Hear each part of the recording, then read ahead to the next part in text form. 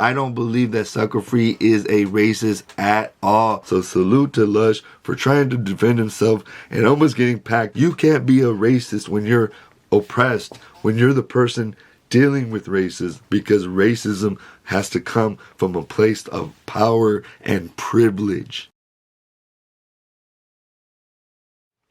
And what it is, what it was. This is your boy Pocho of the Pocho Podcast. Like, subscribe, and turn on notifications and support a real one in the field. Today, what are we talking about? Suckerfree104, Hater World, but especially, and race riots, race, black and brown relations, Los Angeles. A real quick, rest in peace to Suckerfree104, coming out of Lenox, California, you feel me? Basically, West Los Angeles. Shout out, salute. You dig? And man, this is one thing that I hate about talking about people that have passed, is that like it keeps going and people trying to cancel people and when people are trying to uplift people, that's the time when people want to trash people. And I just say, dang, we got to be a little bit better and responsible on the internet. Couple things I want to bring up. Oh yeah, my bad. Real quick, Sucker Free, dope rapper, just lost his life through street violence. I'm not going to get into that. I already have a video. You can check that out. But back after that, people started hearing this song that he did many years ago in 2018 or 19. He was 19 years old, people. Please always add context. The problem with the internet is nobody adds context.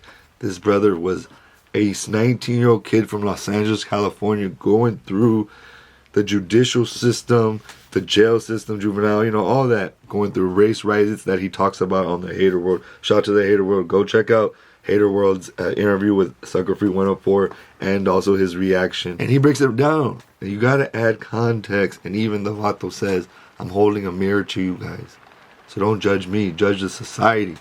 Same thing. Same thing Tupac was saying. You feel me? And he was basically saying, don't judge me, judge the society that we're living under, you feel me? Because I didn't create it, you know what I mean? Tupac talked about that. I didn't create this, you know what I mean? I'm just a product of this. And at that time, the elote ladies and all the like street vendors were getting attacked by predominantly black people, but it didn't have to do with black people, right? It just had to do with the fact that it was a black and brown community, and this things happen. You're in the streets with money and products, and people are starving, and you don't have the money for it. Some people are going to steal the candy. Some people are going to steal the food, but it doesn't mean that it has to do with black people. It has to do with poverty, and too many times we shoot the messenger. Like Sucker104, he was the messenger saying, hey, listen to me. I might have to yell or say something obnoxious or say F these people for you to finally effing listen. There's problems going on in the hood. There's race relations that we need to work on. And our families are being robbed and scared to go make money, let alone dream. It's one thing to survive, but we want to thrive. We want to dream. We want to have hopes. We want to laugh. We want to be happy. Not just cry, depression, sadness, hard work, sacrifice, blood, sweat, and tears. Nah, man. It's like you see Mexicans and you just think that they were made to work. No, they want all the same things that you want, bro. So he's reacting to that. You don't know. His parents could be, until you ask him. And now we don't never know. That's the sad part. And that's another reason why I can't stand talking about the people that have passed, but because we can't ask them. We can only assume. And they say in that book, never make assumptions, bro. Never make assumptions. Always do your best. Be impeccable with your word. You know what I mean? And don't take things personal, that I do all the time. But back then, people were tripping on that, and sometimes it's sad, you'll get almost canceled. A couple times I got almost canceled and they find out it wasn't really that serious. You get more popular, bro. My views are up. My, situations in general are up in every situation. I almost just hit 1 million views on a Facebook, man. Y'all gotta check out my Facebook. It be cracking sometimes for you old fools. I don't believe that Sucker Free is a racist at all. And that's what his songs were. Desperate pain, trying to scream out to the world, saying, see me, you feel me? My story matters. Our people matter. We don't deserve just to work, just to get robbed. We don't deserve to always be in vulnerable situations. We deserve to live and dream and be part of the hip hop community, So sometimes you gotta bust your way in and then say sorry after. Later on, as he matured and grew up, what did he do? He got on the Hater World podcast explained himself, said that he, you know, been in race rights, but he was also cool with guys from 60s, from 40s, from Hoovers, from other neighborhoods, you know what I mean? And that, you know, yeah, maybe he was an immature move or whatever, but at the same time, it is what it is. And I like that he basically stood on it. And he's like, and if you don't like it, turn the page. Yeah, I say the N-word. I grew up like that. And respectfully, I do like that Blue Devil said, like, even though I know if you know Blue Devil, he doesn't like really that fools use the N-word really. They're Chicanos. I feel him. I stopped saying the N-word. I grew up saying it. It has to roll off your tongue. And if it don't roll off your tongue, it ain't you.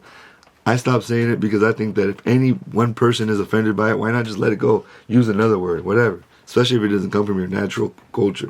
But Blue Devil don't really like that. So, but he was respectful and he told him, if your people mess with it, then it should be fine, bro. It matters if you mess with it, if you're friends with it. Who cares what the internet thinks? Who cares what other people think? You gotta worry about, you know, your people, bro. And your people think it's dope, then you're fine. You know what I mean? And the other thing is we are very sensitive people. You know what I mean? Even me sometimes. So, I don't know. I think that definitely in his passing, we should give the Vato a pass. But definitely they were on No Jumper, you know, Brick Baby and Almighty Suspect trying to threaten Lush.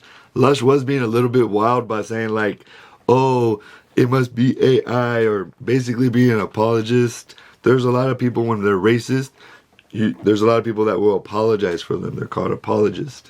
And they're basically trying to make excuses for them. You could even say this video is an apologist video for Sucker Free. But I don't think so. I'm trying to take a somewhat analytical, fun look at this idea that if a young brown kid saying the N-word in his music, growing up with blacks, having conflict with blacks and talking about it, his frustrations on the mic, being disrespectful as gang members tend to do, bro.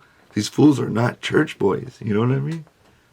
And so it's just a trip that a rolling 60s guy and another guy that grew up in Inglewood would be tripping that hard on Lush for defending Sucker Free. He basically, shout out to Lush for saying, man, I'll pay for the song to not be played. Because basically what happened was on No Jumper, this is the last thing, on No Jumper, somebody paid $100 for the song, very disrespectful to black people, you know, from Sucker Free's side, to play that song so that they would hear it while they're reacting to music. And they're black guys, right?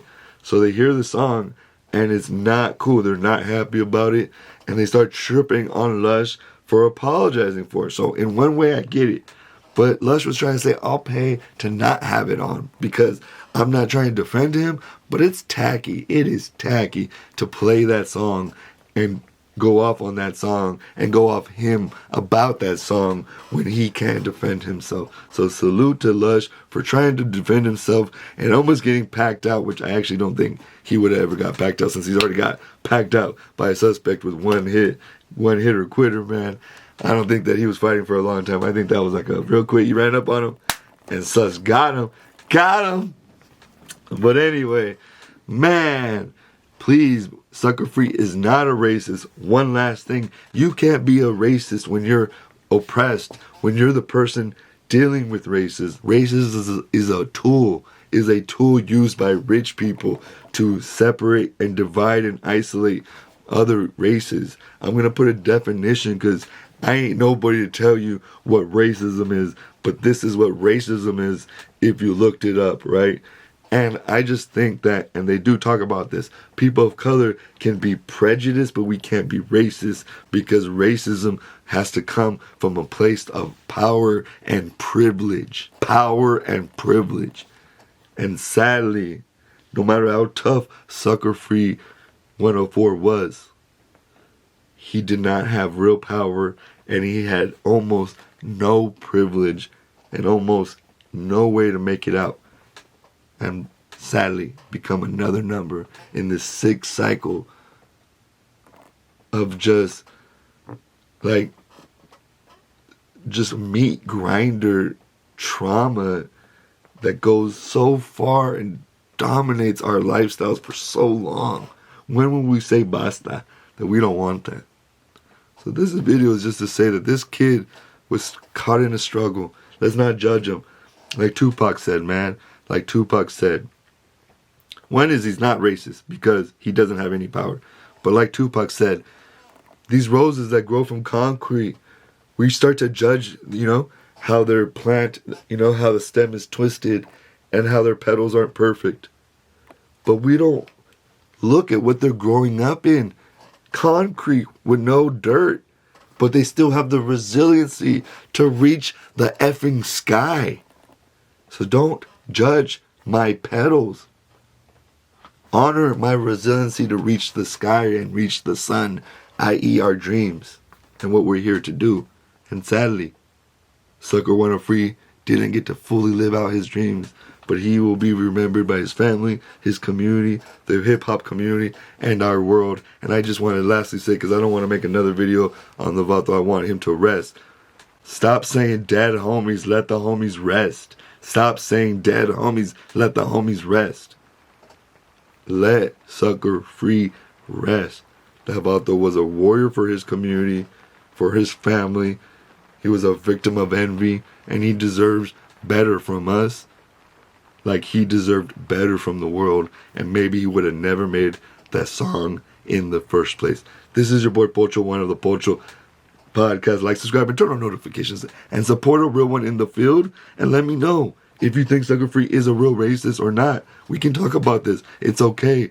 Try to understand what racism is, and that people of color and poor people really can't be racist. White privilege, and you're poor, you're white, you can be racist.